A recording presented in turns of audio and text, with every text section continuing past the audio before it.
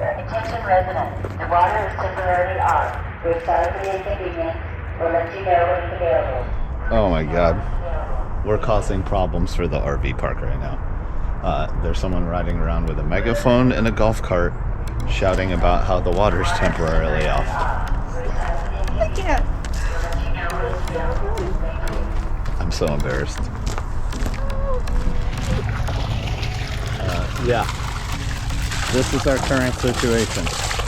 Not great. Never a whole day. Barley, I think we broke it.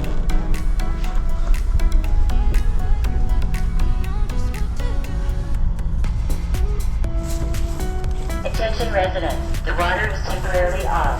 We're sorry for the inconvenience. We'll let you know when it's available. Thank you. Guys at the park got it put back together, all winter-proofed. He said, "This is what I think about y'all." This week we're digging into some long overdue renovations and we check out a cute historic town that's just down the road. America. And it's not made to come back off, which is why you have to break the light. I don't know if it's the same on every single trailer. Gently push the wires back in.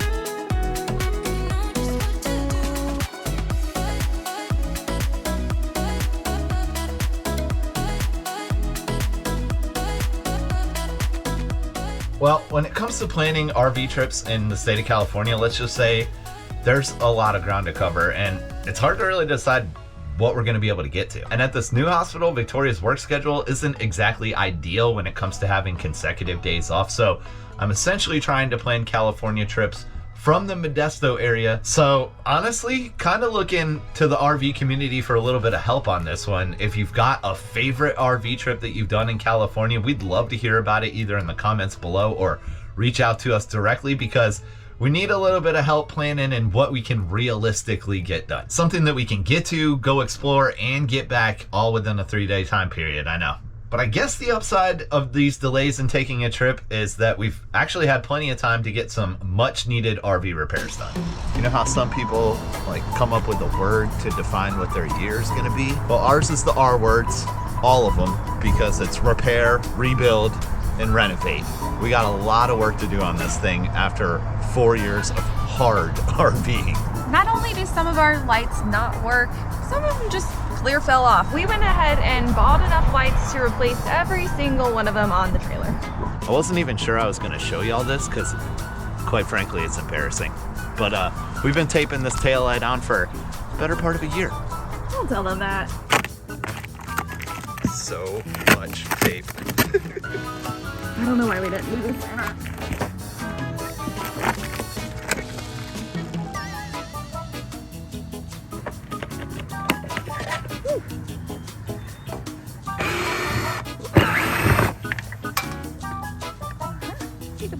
Some people would probably suggest doing this with a putty knife, but we don't have one, so we're using a razor blade and being very careful so we don't scratch any of the paint. Should just pop off, if not, brute force. I mean, it's already broken. It's true.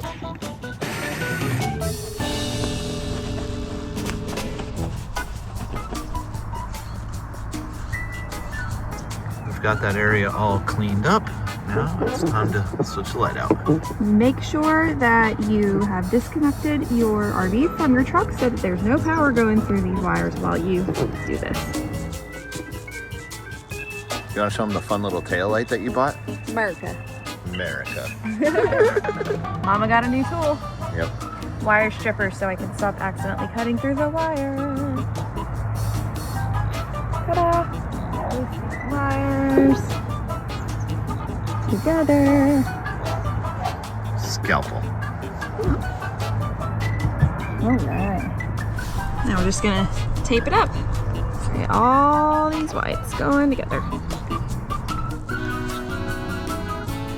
Looks like the black goes with a couple of greens and a green light. Or something like that. I guess we'll find out, right? Time to shove the guts back in. So here's our next issue. You see where the screw holes are in the light, and you see where the screw holes were on the old light. Also, I just realized you see where this hole is and where these cords are. Unless we want to go with like the countries down. in distress all the time. Oh my God. I don't think people would really frown on that. Well, we decided to work smarter, not harder, so we hooked up the truck to just make sure that was hooked up correctly. I did it. Nice job. This also allows us to see exactly what other lights are out right now. That side light's fine. We've got one out right there. That one's working, so that's good. That top light works, that one does not. And those top lights are good. So clearly we have a lot to replace. As much as we don't like drilling into our RV, looks like we're drilling some holes. We are going to use putty tape or butyl tape to help seal the holes. We're also going to put a layer where the screws are going to go on the new one. So no moisture can get through. Is it on there? It's on there. Nice. Time to seal her up. Final step before it gets too dark. Then you could just kind of clean up the excess with a gloved finger. And if y'all see us rolling down the road, don't hate on our upside down American flag taillight. We love America. We didn't mean it. We just didn't want any more holes in our RV. Now would be the time when you pop off the light cover if it wasn't already gone.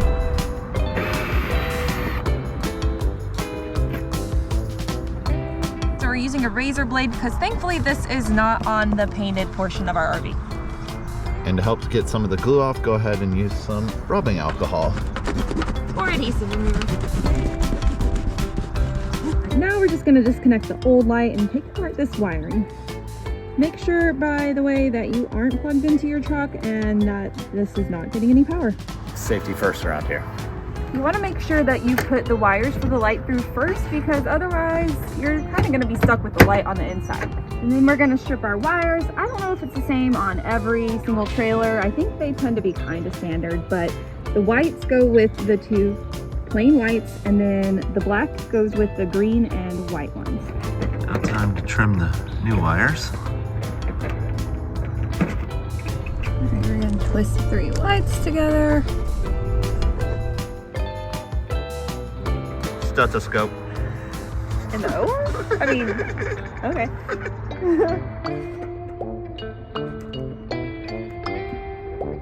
I'm going to screw the new one into place. It does say top right here, so I'm going to assume this is the direction that we go. And of course, the holes don't quite completely line up, but I think it's going to be close enough. Oh, the holes being slightly too close together helped actually bind it. And yeah, so it's pretty tight now. And this right here is supposed to be waterproof. Jeez. Once it's applied, and it's not made to come back off, which is why you have to break the light when you are replacing it, essentially. Whew. It's on there now. That's it.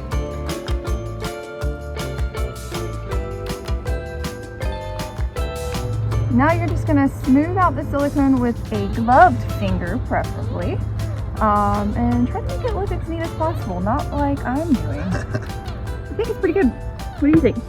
Good. All right, we're working. Last one.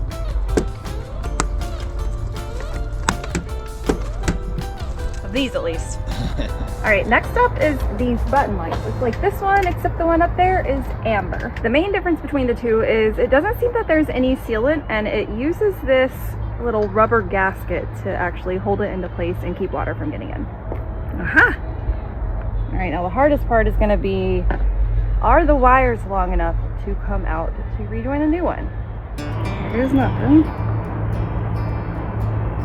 All right, now we just strip the wires. Like with the other lights, it is important the order that you do this in. So you're gonna wanna make sure that the wires are through the gasket before you start rewiring, or else you're not gonna have a gasket. Hopefully this will help some of y'all out there, because this is a little bit of trial and error for us, and I don't know if it'll be the same for you, but we put our black wire to that white wire and the yellow wire to that black wire. For the other lights, I was using a wire nut to connect, but I think I might just connect the raw wire because there's really not a whole lot of space to shove things back through.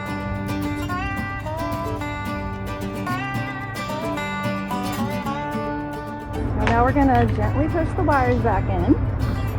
Go ahead and pop in the gasket, make sure it's secure. And we pop in the light. We may have to put some sealant around this just to make sure it stays secure and doesn't let water through, but we're gonna try it out first just to make sure it works. It worked! I think I'm just gonna apply a little layer right around the edge.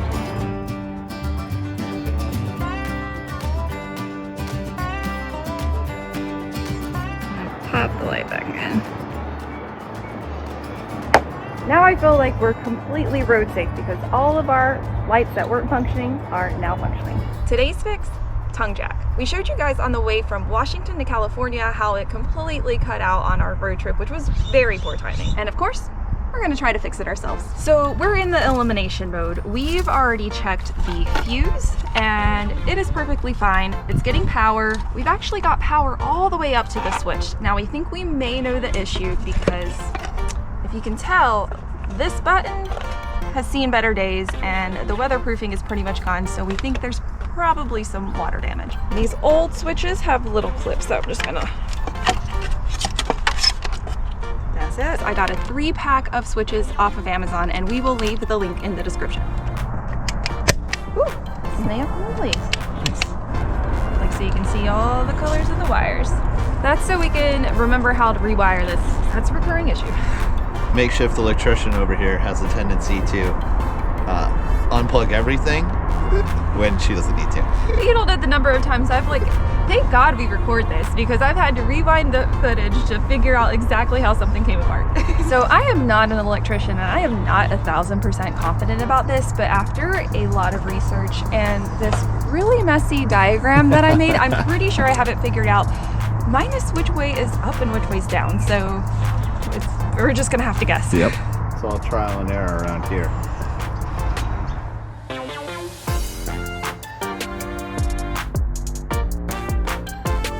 Our deductive reasoning is the black runs to the fuse. I mean, that makes sense, right? I mean, it's the only one running back there. Do I put the fuse in? Yeah, because we's about to find out. Well, it could just completely blow the fuse right away.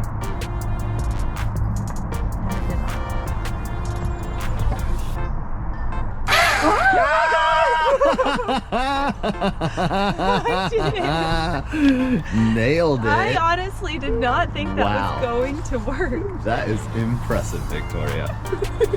And that, folks, is how you fix a jack. The wiring diagram is a little bit too complicated to explain here on this episode, but I don't know if you know, we do have a website, projectrvlivinglost.com, where I'm going to put a link below so you can see the diagram that I made so you can do this fix for yourself. And as time goes on, we're going to try to put a lot more of these fixes on our website so that you have multiple ways of seeing how we fix things. You can get multiple resources. We'll leave links to things that we found helpful and all of those things. Now we're just going to put silicone along the edges of both of these buttons to make them completely waterproof.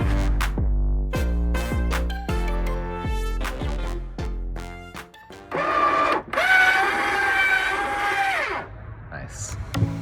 After all that work, we decided we'd earned an adventure, so we made a day trip 30 miles up the road to Knight's Ferry. This cute little town has a lot to do, but we decided to start with a hike to see the town's most iconic landmark, their covered bridge. It would appear that Knight's Ferry is a federal recreation area, so you can use your America the Beautiful pass.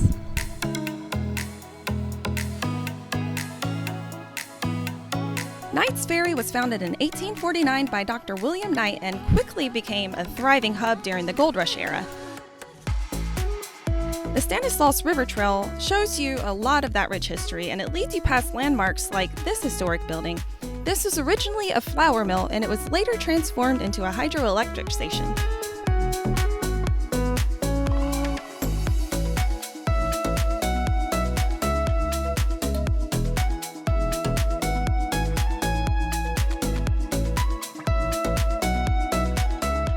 Hanging out at the mill house.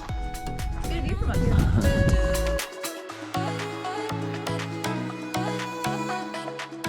The Knights Ferry Bridge is actually the longest covered bridge west of the Mississippi, and I think it's 330 feet. And in its heyday, over 100 covered wagons crossed this thing a day.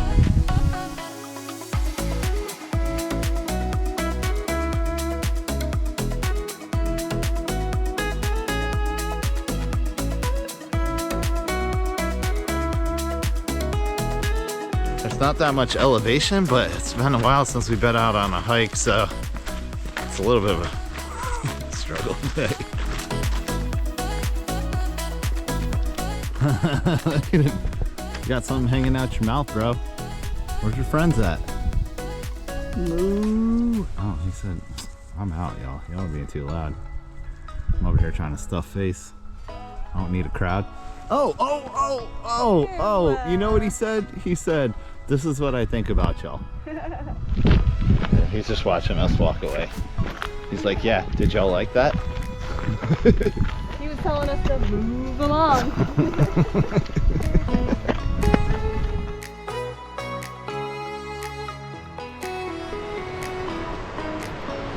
That's cool.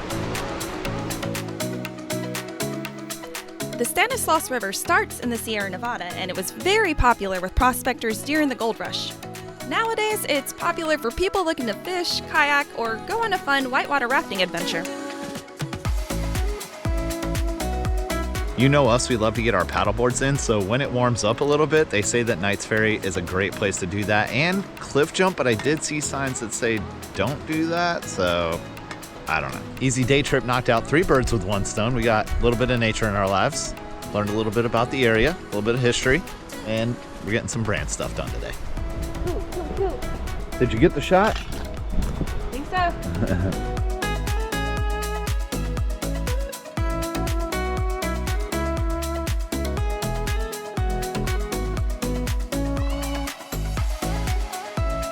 After our hike, we decided to check out the town itself, which has a lot of buildings that are still around from the 1800s, including a couple of businesses which have been open for over a century. That's really cool, 1871. I can't really see it through this thing. Sorry, y'all, but it looks cool, I promise. And like usual, we decided to grab a little reward for the work that we put in at the river's edge.